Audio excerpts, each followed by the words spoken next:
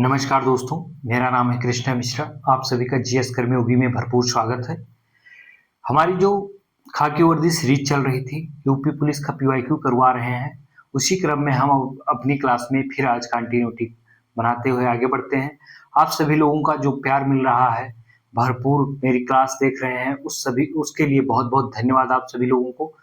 लेकिन अब आप लोगों को एक मौका और है कि आप सभी लोग अपने पीवाईक्यू को खूब अच्छे से मजबूती से पकड़ बना लें, ताकि आपकी तैयारी जो है बहुत बेहतरीन हो जाए, चार चांद लग जाए और खाकी वर्दी आपके कंधों पे हो, आपका सपना पूरा हो, आपके माँ बाप का सपना पूरा हो और आपकी जो खाकी से आप मोहब्बत कर लिए हैं, मोहब्बत करके बैठ गए हैं खाकी के लिए, दिन रात त्याग करके एक खाकी वर्दी के लिए आपने सब कुछ त्याग दिया है, तो उसको पाने का शुभ अवसर आपके मिल गया है, मौका है और आपको मिलेगा। तो उसमें चार चांद लगाने के लिए आपको पीवाईक्यू पे मजबूत पकड़ बनानी होगी और पीवाईक्यू पर मजबूत पकड़ बनाने के लिए आपको हमसे जुड़ना होगा, मेरी क्लास जीएस कर्मी योगी से जुड़ना होगा, जो यूट्यूब दुनिया में सबसे बेहतरीन पीवाईक्यू की क्लास है।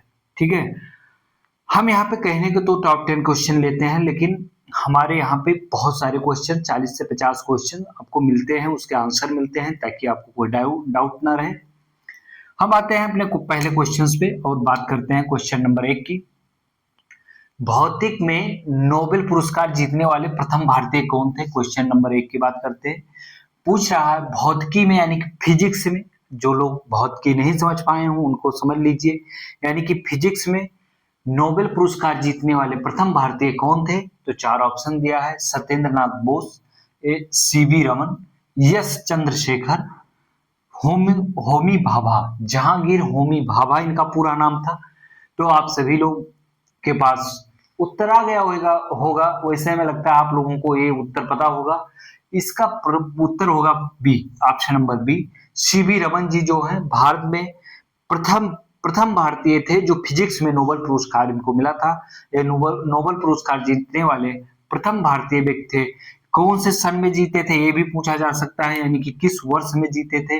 तो वर्ष 1930 में जीते थे। आप लोगों को ये पता होगा कि ये किस वर्ष में जीते थे, तो वर्ष भी आप लोगों को पता होगा। मुझे लग रहा है कि आप लोगों को पता होगा, नहीं पता है तो हम लिख दे रहे हैं। वर्ष 1930 में इन्होंने नोबेल पुरस्कार को जीता था। नोबेल प्राइज पुरस्कार किसने जीता था? सीवी रमन जी ने जीता था। फिजिक्स के बहुत बड़े साइंटिस्ट थे भारत के। ठीक है, भारत आजाद नहीं होता, इनका बहुत योगदान है फिजिक्स में, भारत के फिजिक्स में बहुत बड़ा योगदान है इनका। ठीक है, फिर हम बात करते हैं क्वेश्चन नंबर 2 पे आते हैं। यूरोपीय यूनियन, यानी कि यूरोपीय यूनियन का मुख्यालय किस शहर में स्थित है? यूरोपीय यूनियन का मुख्यालय जो है किस शहर में स्थित है? यूरोप की कई जो यूरोप एक कंट्री, जो यूरोप जो एक महाद्वीप है, वहां पे छोटे छोटे कंट्रीज, ठीक है, बहुत छोटे छोटे देश हैं। तो उन देशों को मिलाकर वहां पे एक यूरोपीय यूनियन बना दिया गया है। ठीक है, तो यूरोपीय यूनियन जो है, जो पूरे देश के सभी सदस्य देश हैं जो यूरोप के, उन सभी का नाम ना लेकर के सिर्फ एक यूरोपीय यूनियन बना दिया गया है। जैसे कि आप भौगोलिक क्षेत्र देख लेंगे उसका, मुझे पूरा विश्वास है आप सभी लोगों को कि मैप माइंड में बन गया होगा। जैसे यूरोप बनता है आपके पास, तो बहुत छोटे छोटे देश आपको मिलेंगे वहां पे। तो जितने छोटे छोटे देश हैं उन सबको मिलाकर वहां पे एक यूनियन बनाया गया है, तो उसका नाम दिया गया था यूरोपीय यूनियन। तो इसका मुख्यालय बनाया गया है, इसके अध्यक्ष होते हैं, इसके सचिव होते हैं, सब कुछ होते हैं इसके। तो हमसे पूछा गया है सिर्फ मुख्यालय, कि इसका मुख्यालय कहाँ पे है मेरे दोस्त? Option number 1 Paris, option number B Vienna, option number C Geneva, option number D दिया गया है ब्रुसेल्स।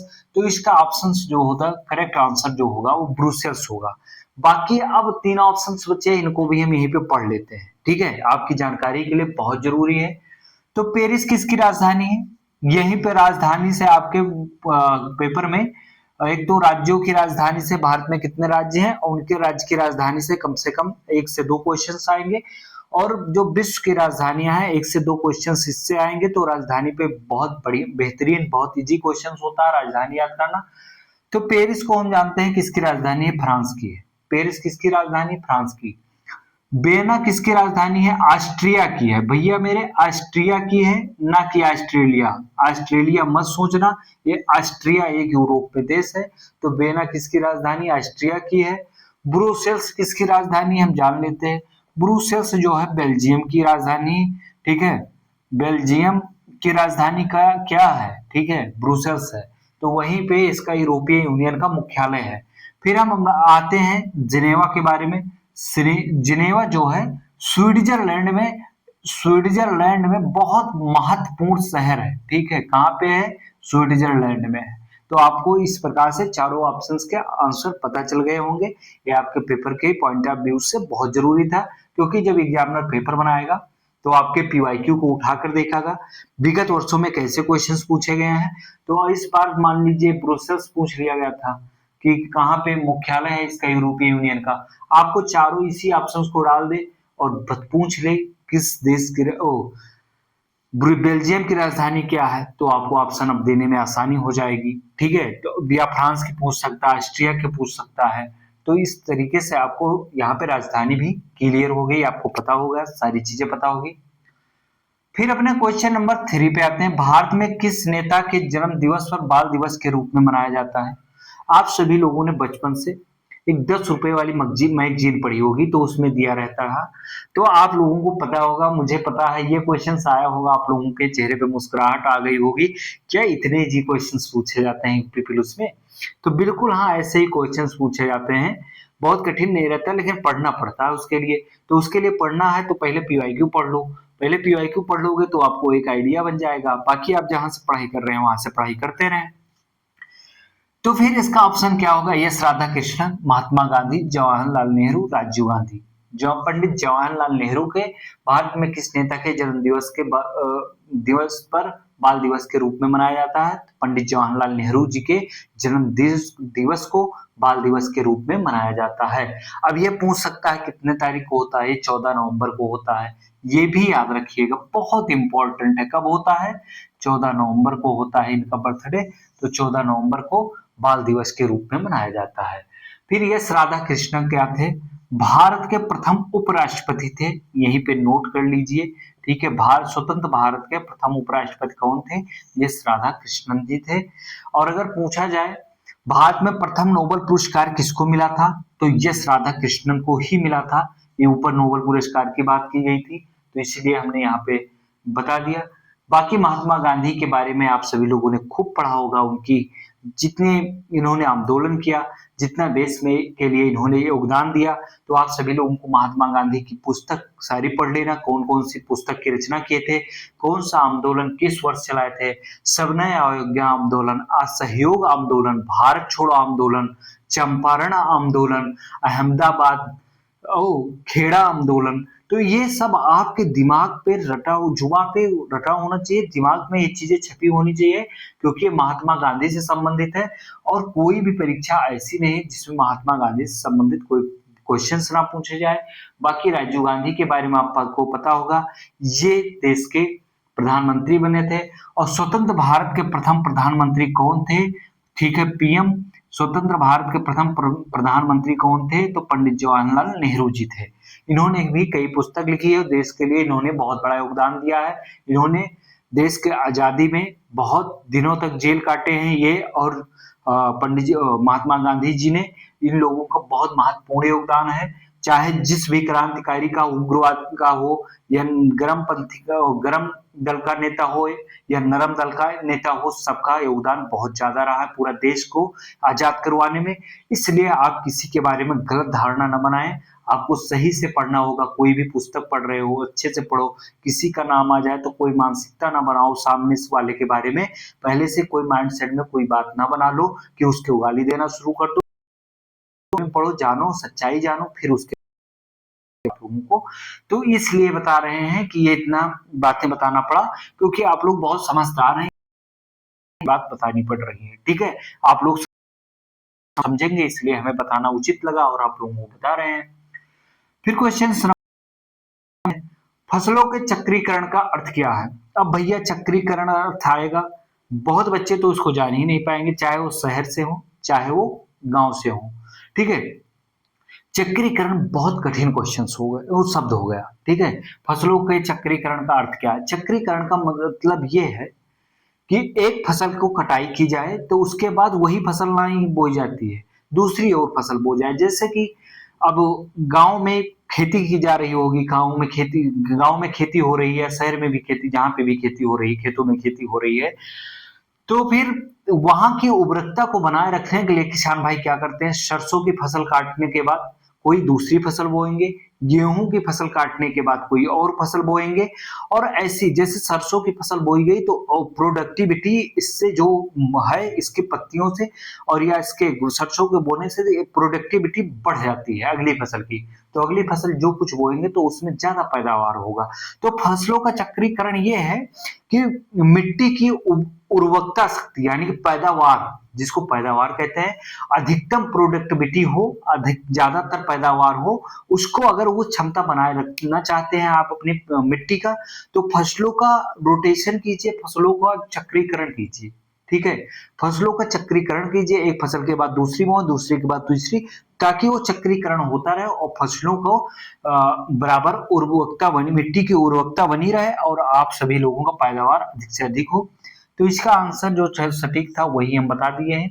मिट्टी की उर्वरकता बनाए रखने के लिए एक ही भूमि को पर क्रमिक रूप से भिन्न भिन्न फसलें उगाना।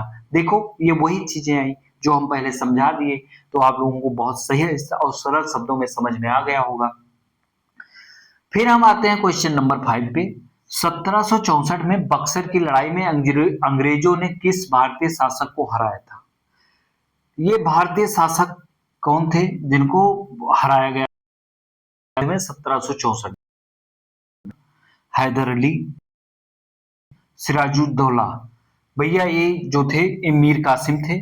मीर कासिम को हराया गया था, बहुत बुरी तरह परास्त हुए थे। बता दे रहे हैं अवध, ठीक है, अवध के नवाब और मोहम्मद शाह रंगीला थे उस समय। ठीक है, और मोहम्मद शाह रंगीला थे या कोई और था, मुझे सही से नाम नहीं याद रहा, बोल दिए हैं, अगर गलत हो गया तो उसके लिए सॉरी। ठीक है, मीर कासिम थे। ठीक है, इनकी तीनों की संयुक्त सेना जो है बक्सर के युद्ध में लड़ने गई थी और अंग्रेजों का नेतृत्व किसने किया था? हेक्टर मुनरो ने जी सेना से। और ये सॉरी सॉरी हाँ हाँ हाँ, हेक्टर मुनरो ने ही किया था नेतृत्व। और इस युद्ध में बहुत बुरी तरीके से ये लोग परास्त हुए और यहीं पे भारत एक तरीके से अंग्रेज पे सत्ता पाने में सफल हो गए थे। को बक्सर की लड़ाई को बहुत 1764 में जब ये हार जाते हैं तो जो सेना के जो भारत के शासन की कमान है, शासन की कमान है, वो अंग्रेजों के हाथ में आ जाती है। इस लड़ाई में कौन कौन भाग लिया था थोड़ा सा हम जान लेते हैं। अवध के नवाब शुजाउद्दौला और मुगल सम्राट शाह आलम द्वितीय, सॉरी मैंने बताया था मोहम्मद शाह रंगीला, मुझसे वो गलत हो गया था, सॉरी उसके लिए। ठीक है, तो किस किस ने भाग लिया था? ठीक है, अवध के नवाब शुजाउद्दौला तथा मुगल सम्राट शाह आलम द्वितीय की संयुक्त सेना ने इसमें भाग लिया था। और इस लड़ाई में मीर कासिम बुरी तरीके से हारा था, परास्त होता और भाग खड़ा हुआ था। सिराजुद्दौला का आप लोगों ने नाम सुना ही होगा। ये 1757 के युद्ध में पराजित हुआ था, प्लासी के युद्ध में। कहाँ पे? प्लासी का जो युद्ध हुआ था 1757 में, उसमें अंग्रेजों ने किसको पराजित किया था? सिराजुद्दौला को पराजित किया था। ठीक है, तो इस प्रकार से ये भी बहुत निर्णायक युद्ध था। फिर टीपू सुल्तान को भी पराजित किया गया था मैसूर पे कब्जा करने के लिए, मैसूर को सत्ता का नियंत्रण करने के लिए। इनके बच्चों को किडनैप कर लिया गया था और इनसे फिरौती मांगी गई थी। बाद में ये पूर्ण रूप से हार गए और ये भागने में सक्षम हुए। बाद में अंग्रेजों ने इनकी पूरी सत्ता ले ली, पूरी सब कुछ ले लिया। कुछ लोग तो अंग्रेज उसमें इतने घटिया किस्म के थे, घटिया ही कहेंगे, कि कुछ लोगों ने इनकी छड़ी लेकर भाग गया, कोई जूता लेकर भाग गया, कोई तलवार लेकर भाग गया। ये विजय माल्या जो है, भारत के भगोड़े उद्योगपति जो हैं, विजय माल्या जब लंदन में टीपू सुल्तान की तलवार की नीलामी हो रही थी, तो उस तलवार को किसने नीलामी में खरीदा? तो वो विजय माल्या ने खरीद लिया था, ठीक है। उसकी नीलामी हुई तो किसने खरीदा था टीपू सुल्तान की तलवार? विजय माल्या ने खरीद लिया था। बाकी तो कोई इनका जूता लेकर भाग गया, कोई इनका चप्पल लेकर भाग गया, कोई कुछ सामान लेकर भाग, हुए लोग इनका सामान ले लेकर भागने लगे। हैदर अली के बारे में आप लोगों ने पढ़ा होगा, बहुत महान, बहुत शक्तिशाली व्यक्ति था, बहुत कुशग्र बुद्धि का था, अंग्रेजों से लोहा लेते हुए अंत में। फिर हम आते हैं क्वेश्चन नंबर 6 पे। कौन से स्वतंत्रता सेनानी इंट्रोडक्शन टू ड्रीम है? ठीक है, कौन से स्वतंत्रता सेनानी इंट्रोडक्शन टू ड्रीमलैंड पुस्तक के लेखक हैं? सुभाष चंद्र बोस, भगत सिंह, बाल गंगाधर तिलक, विनायक दामोदर सावरकर। ठीक है, तो इंट्रोडक्शन टू ड्रीमलैंड पुस्तक के लेखक है भगत सिंह, सरदार भगत सिंह जो है इसके लेखक हैं। बाल गंगाधर तिलक ने कौन सी पुस्तक लिखी थी? बहुत प्रसिद्ध है, गीता रहस्य। ठीक है, ये गीता रहस्य लिखे थे। बाकी विनायक दामोदर सावरकर ने भी लिखा था 1757 क्रांति को लेकर के एक पुस्तक, और सुभाष चंद्र बोस ने भी कई पुस्तक लिखी है। ठीक है, फिर हम आते हैं क्वेश्चन नंबर 7 पे। राष्ट्रीय मानव अधिकार आयोग के अध्यक्ष एवं सदस्यों की नियुक्ति कौन करता है? राष्ट्रीय मानव अधिकार के बारे में हम पिछली क्लास में भी कल ही पढ़े थे, आज फिर उसकी नियुक्ति को लेकर के बात आ गई। तब ये पूछा गया था राज्य के संदर्भ में कि किस का चार्टर के तहत लागू होता था। ठीक है, यहाँ पे राष्ट्रीय जो आपका है मानवाधिकार आयोग के अध्यक्ष एवं सदस्यों की नियुक्ति कौन करता है? ऑप्शन नंबर ए लोकसभा अध्यक्ष, वित्त मंत्री, राष्ट्रपति, उपराष्ट्रपति। इसकी नियुक्ति जो है राष्ट्रपति करता है। किसकी नियुक्ति? मानवाधिकार के अध्यक्ष एवं सदस्यों की नियुक्ति। मानवाधिकार भारत में कब गठन किया? मानवाधिकार का 1993 में गठन किया गया था। इसका कब गठन किया गया था मेरे दोस्त? 1900 गठन कब किया गया था? 1993 में किया गया था। मानवाधिकार के आयोग का जो अध्यक्ष का कार्यकाल है सदस्यों का, पहले 5 वर्ष या 70 वर्ष, दो में से एक था, लेकिन वर्ष 2019 में संशोधित करके वर्तमान में ये है कि मानवाधिकार के आयोग के अध्यक्ष और सदस्यों का कार्यकाल कितने वर्ष का है? तो 3 वर्ष या 70 वर्ष, 3 वर्ष या 70 वर्ष। ये पुनर्नियुक्त हो सकता है, हाँ बिल्कुल, ये दोबारा नियुक्त हो सकता है, पुनर्नियुक्त हो सकता है। फिर हम क्वेश्चन नंबर 8 पे आएंगे। बैरोमीटर वायु दाब के लिए है, वैसे कि एनेमोमीटर किसके लिए है? जैसे बैरोमीटर से वायु दाब के लिए है, वैसे एनेमोमीटर किसके लिए है? नमी, आर्द्रता, हवाई जहाजों की गति नापने के लिए, कि तापमान नापने के लिए, कि हवा की गति नापने के लिए? ऑप्शन नंबर डी सही होगा, हवा की गति नापने एनेमोमीटर का प्रयोग किया जाता है। किसकी एनेमोमीटर का प्रयोग किसमें किया जाता है? मापने में किया जाता है। बैरोमीटर का उपयोग किसमें किया जाता है? मापने के लिए किया जाता है। क्वेश्चन नंबर 9 जो है वो है, कौन सा शोध डिजाइन एक निश्चित समयावधि में समान विषयों का अध्ययन करता है? ठीक है, कौन सा शोध डिजाइन एक निश्चित समयावधि में समान विषयों का अध्ययन करता है? अनुदैर्ध्य, प्रयोगात्मक, सहसंबंधी, अंतःवर्ग। ठीक है, ये अनुदैर्ध्य होगा, इसका उत्तर जो है अनुदैर्ध्य होगा। तो क्वेश्चन का नंबर 9 का जो उत्तर है वो अनुदैर्ध्य होगा, एक निश्चित और समयावधि में समान विषयों का अध्ययन करता है। तो इस प्रकार ये आपके रहे आज के जो सेकंड पाली वाला हमने पेपर लिया था, सेकंड पाली वाला, उसमें ये इतनी ही देर का था। तो इस प्रकार ये आपकी क्लास अब यहीं पे मतलब समाप्त हुई। अब हम चलते हैं, अगली क्लास में मिलेंगे। अगली क्लास में हम हिंदी के PYQ करवाएंगे, तो उसमें मुलाकात होगी। तब तक के लिए आप सभी से विदा लेते हैं। धन्यवाद, जय हिंद।